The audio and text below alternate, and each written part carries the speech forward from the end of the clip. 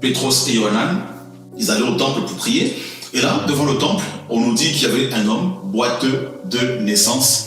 Les deux vont fixer leurs yeux sur cet homme. Et la parole nous dit que cet homme s'attendait à recevoir d'eux quelque chose. On s'attend effectivement à recevoir du Seigneur des choses. Et très souvent, on ne reçoit pas les choses espérées. Et on peut être découragé. On prie, on demande et on ne reçoit pas ce que l'on demande. Nos attentes ne sont pas satisfaites. Et on peut être découragé, on peut être abattu.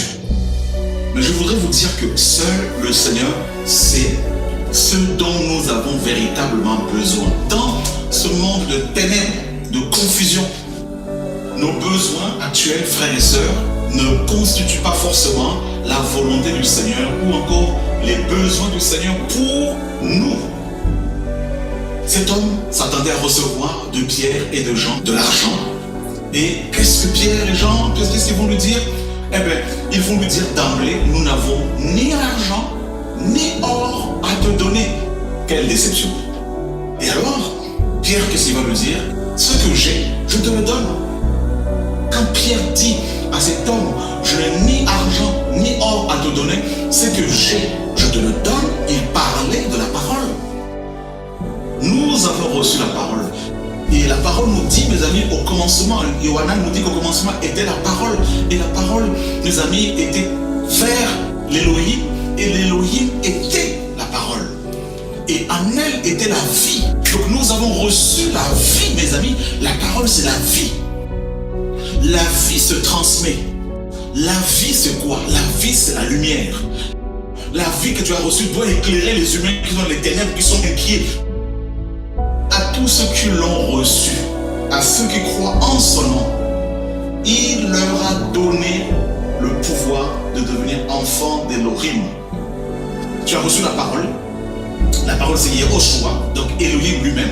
Quelle grâce. Et ensuite, tu as reçu le pouvoir de condamner les choses mauvaises, le pouvoir, mes amis, de briser les paroles des hommes, les paroles de condamnation au nom de Yeshua, alléluia. Tu as reçu le pouvoir de devenir enfant d'Élohim. C'est pour cela que dans ce temps difficile, il ne faut pas se décourager. Il faut faire attention aux paroles que vous sortez, mes amis, des paroles de condamnation, de découragement.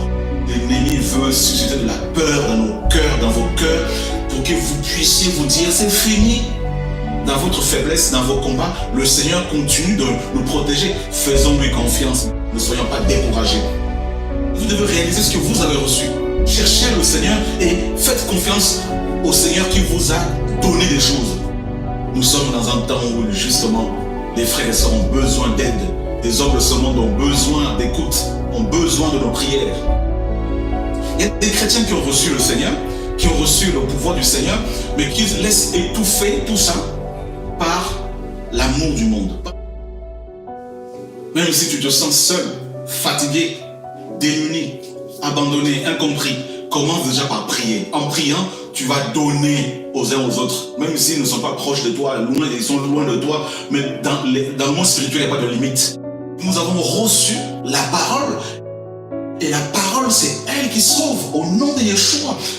Alors il ne faut pas accepter toutes ces pensées de confusion que l'ennemi vous envoie dans ce moment difficile. Il faut veiller à ces pensées, mes amis, au nom de Yeshua.